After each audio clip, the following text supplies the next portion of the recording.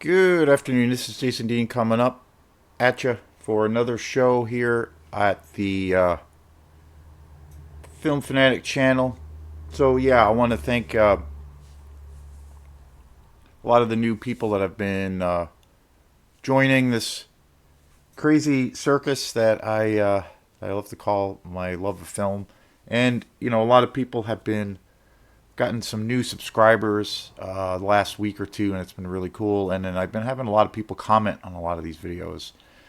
So very, very cool. I love, meeting or discovering other people that are out there, that, people that I know in person, and then people online, and, people from all walks of life that share the same kind of deep interest and love and passion for all things film. It's very cool, especially, with the films that I cover that are, the more low budget, super independent, trashy, trash culture films. So very, very cool. And I love that there's other people out there like that that are into it and that seek this crap out. So it's very cool. The one other thing too, I had said on a video the other day is, again, I like to you know focus on mainly kind of the whole horror exploitation world. That's my passion. That's my love. That's my true. That's where my heart really lies as far as films, and all things that entails. The But that being said, I like to try to bring a lot of variety. I think there's a lot of variety on this channel. That's one thing I'm proud of, and that I'm pretty confident in. I brought up an example the other day on a video where I had posted a video, two different videos, and I think they had basically premiered at the same time. And for me, it kind of sums up things, how I look at art in general. Anything involving art, music, whatever it is. And so I posted a couple of videos had premiered around the same time, and one was a movie from 1972 called Invasion of the Blood Farmers, which is this super down and dirty, low low budget, horror exploitation movie. Just kind of total trash, but I just love that movie. I watched it. I had never seen it before. I bought it on a whim. It was a Severin release, which you can always count on Severin. Everything they put out as a company, I feel is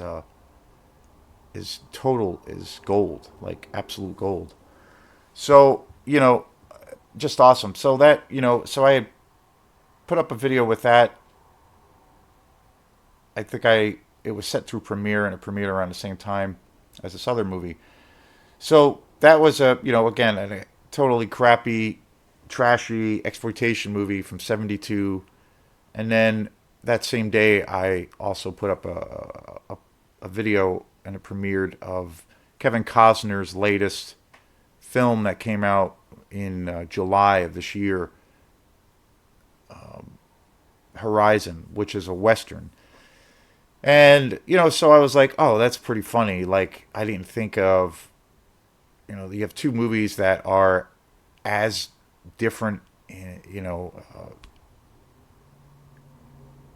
as polar opposite as you can possibly imagine. And I actually did not like Horizon at all. I love Invasion of the Blood Farmers. It's now like kind of on top of my list as far as new films that I've seen. So it says something, I guess, And it was funny because people were commenting on this channel. People were commenting on both of these videos for these movies, kind of at the same time, and it was pretty funny. I was like, wow, okay. So anyway, that's the thing. Again, it's mostly focused on all things horror and exploitation, but I try to throw in a lot of, I have pretty eclectic taste, and so I, try to throw those in too to bring a little variety. That being said, I've been revisiting and loving every minute of it. Focusing all over again on my favorite franchise of all time, and that is the Friday the 13th franchise.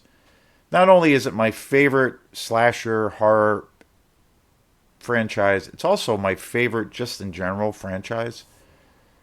Franchises are a thing that, you know, they've become so huge.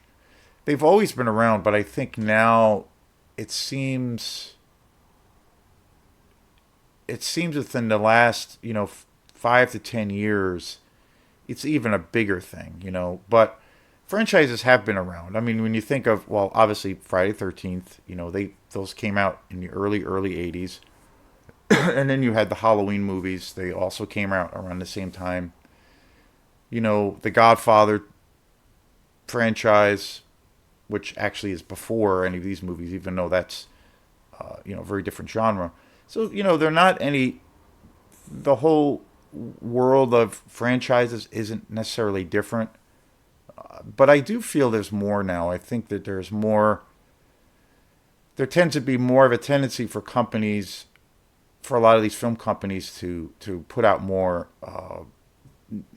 franchise, sequels or especially prequels. And I think it's really the feeling I have of why it seems to be such a thing now. It's really prolific now. Is I think it's different. I don't know. I think it's a little bit of a different motivating factor. I think it's because, yeah, they want to. The whole general idea of turning a movie into a franchise, you want to make money and milking it, and so, maybe it's not any different. I think that there's a little bit of a sense now of, I don't know, like maybe I go back and forth with it. Sometimes I think, well, maybe because, with where we are now, there's more and more of those things happening with franchises and prequels and reimaginings. Because on the one hand, I think of it as a thing of where, well, maybe it's just because there's less and less space for like original ideas. And so that's one argument that I think, because I have been pretty vocal on my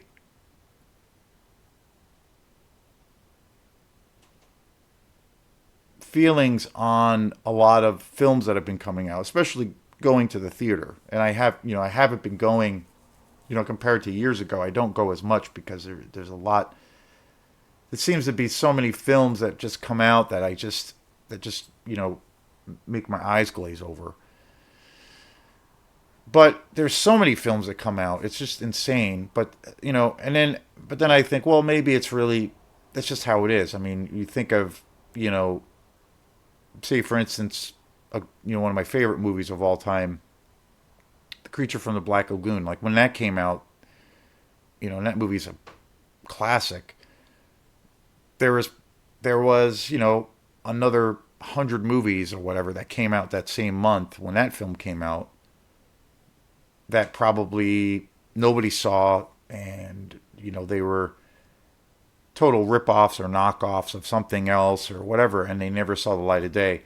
And then there were, obviously other films that did find an audience and that were of a high level. So I don't know. It's funny. I go back and forth, but I don't know. I think now, generally, there I kind of swing more to that side where I feel like there's there's a lack. There's a little bit more of a lack of creativity.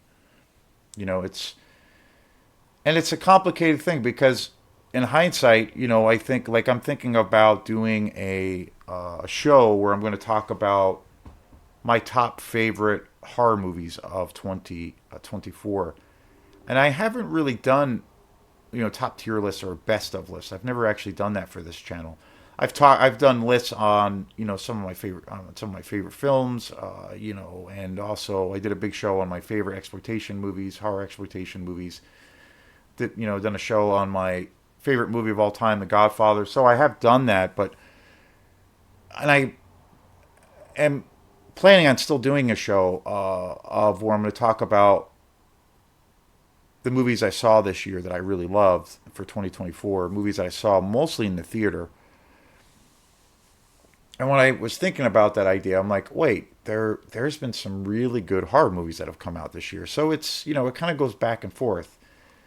I think there's bigger gaps, bigger dry spells, and less things that I am excited about. It's just, and it's a funny dilemma because, like, when I went to, like, for instance, yesterday, Saturday, which was Saturday, I went to Opera House Video, which is, my favorite shop. And I love that place, try to support it as much as I can. But it's tough because I find myself going there less and less. And it's nothing to do with the business because I want them to flourish. I want them to survive in this crazy climate that we are in. And I've done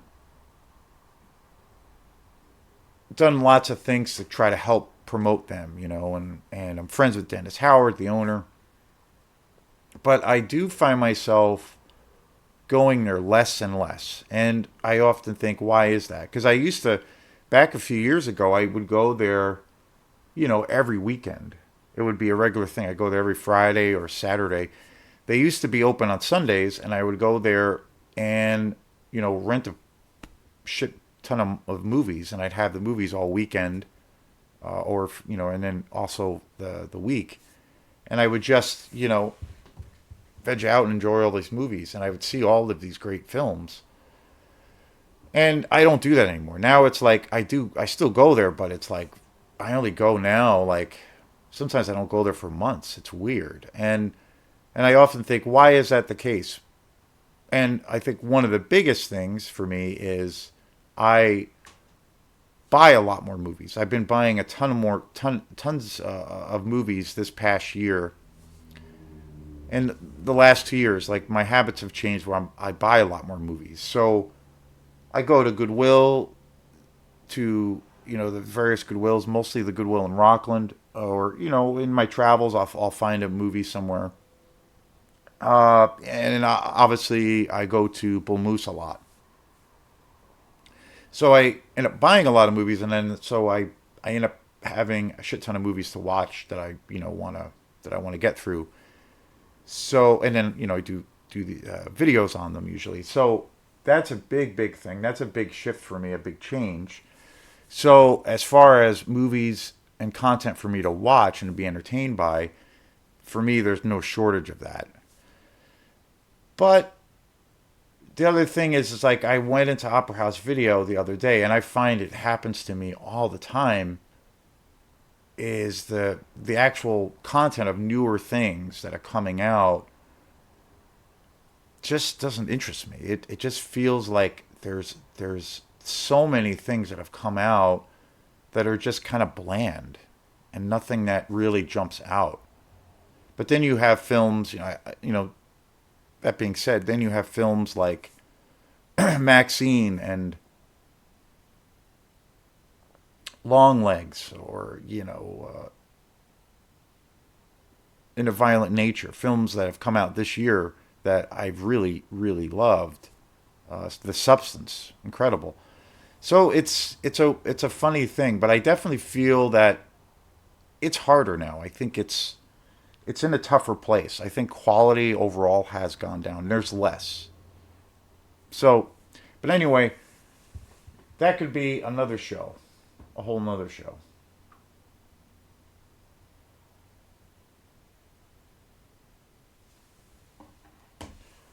But today's show is on another continuation of the Friday 13th franchise, my favorite franchise of all time. So after that big kind of long-winded talk about something I could probably reserve for another show, today's show is on Friday 13th and New Blood. This follows the last film that I just uploaded. I have to do some things before I set it to Premiere. The and that is Jason Lives. And I love that movie. It's such a great. So check out that video. Just that was a movie I was not super excited about for a long time. I always thought it was good, but it's grown on me immensely. And again, each year, starting from the very beginning, each movie follows. There was pretty much a for 10 years almost a movie that came out every year. This came out in 1988, and this is a film, and I've often commented that yeah, it's pretty light content as far as Friday 13th. They're entertaining. They're very light. They're easy to get through. When you think of a horror movie, say like films like say the Witch, or even or especially like a new movie, The Substance, all amazing horror films. But those movies have The Witch and The Substance have like a lot of lots of pieces. There's a lots of layers. There's a lot of symbolism, metaphor. They have a lot of weight to those films. Have a lot of weight, especially The Substance. Like it really has. There's so much depth to that movie. Whereas the Friday 13th movies, I don't really think. On one hand, I don't really think of them as being films, or I don't think of the franchise Friday 13th as being something that has a lot of weight to it or depth to it. It's simply entertaining. It's simply fun. But I can also think of the the the mythology of Friday 13th and the whole world. The characters, the basic storyline, all of those things. There's that whole kind of world building, and so it does have some depth to it. There is this very straightforward, but it's a pretty strong story. It's obviously a world that's been embraced by millions of people, and it's still around. It's probably more popular than ever. But I think in comparison to say a movie like The Substance or The Witch, there's a this is more, I would say, a popcorn experience, but still very, very entertaining and fun as hell. One of the things too I've said is that I feel like all of the Friday 13th movies, for what they are, they're to a degree. I feel like they're all kind of standalone movies. You can watch all of these movies or any of these movies. I think out of sequence, realistically, you can watch them out of order and get a gist of what's going on. It's not Shakespeare, so you can, you get the beginning of each movie. There's a pretty good, without it being acting as like a total overt like kind of recap kind of scenario. They do a pretty good job with giving you the gist of what's happened maybe previously in the previous film. And the other thing that I think is cool with what they've done with the franchise, I actually think that they have taken some pretty big creative chances with the Jason Voorhees character, and of where kind of the time and place that a lot of these films go into, or where things evolve. I think this film here is a pretty good example of it, The New Blood, because it involves basically a girl who has these psychic abilities, and she's able by accident, she accidentally kind of resurrects Jason, because he's basically dead. Like how Jason Lives ended, where he is chained to the bottom of Camp Crystal Lake. And so she, without knowing the extent of her power, awakens him, and so the horror ensues. So that's a pretty different tone. That's a pretty different thing, and the film has a different shift, definitely. And also, like I did a show on The New Beginning, where that one is really unique also in the franchise, because that is a Friday 13th movie essentially without Jason Voorhees. It's basically there's a character, or an actor, or a character who basically is taking on the persona of Jason Voorhees. And, later on in the franchise, you have, of course, Jason Takes Manhattan. So now he is in New York City. And then you have Jason X, which is a very, very different movie. And that's set in a futuristic sci-fi universe, which I just watched last night, and I think that movie is awesome. That movie's another one that, when I first saw that movie, I didn't really like it at all, and now I love that movie. I have it on DVD, and I want to buy it on Blu-ray. But and then Jason Goes to Hell, which is another movie that's really grown on me, and that, I don't know, I got some big announcements around that show when I do it. And that one is completely batshit crazy, completely bonkers, and it's so different. And I'll talk about why I have really fallen in love with that movie. And so I really feel, but I also feel the New Blood is basically, it's the emergence of Kane Hodder, who he set the record. He played Jason Voorhees in more movies than any of the other actors. Pretty much every actor in the previous films has only played Jason once. My favorite being Ted White, who played Jason Voorhees in the final chapter. He only did the one movie, so that's happened in each movie. Every movie up until this movie, there's a New Blood. There's a new actor playing Jason. But Kane Hodder plays. This is the beginning of his kind of life in the franchise, and he went on to portray Jason like 4 or 5 times.